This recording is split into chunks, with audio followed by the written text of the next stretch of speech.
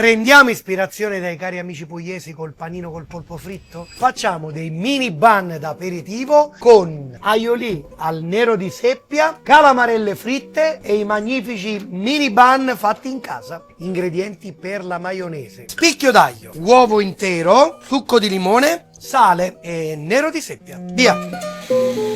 Olio di semi e una piccolissima percentuale di olio d'oliva.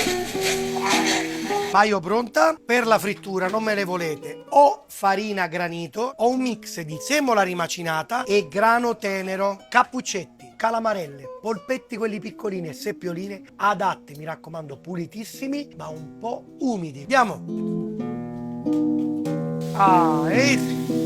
Coliamo bene, un pizzico di sale e una macinatina di pepe. Completiamo i nostri panini. 3 belle fettine di pomodoro, una bella scifonata di insalata, mi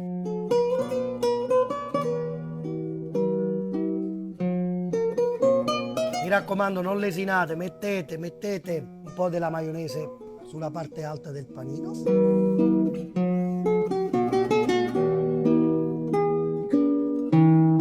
Questo è dedicato agli amici pugliesi. Buona estate e fate i bravi!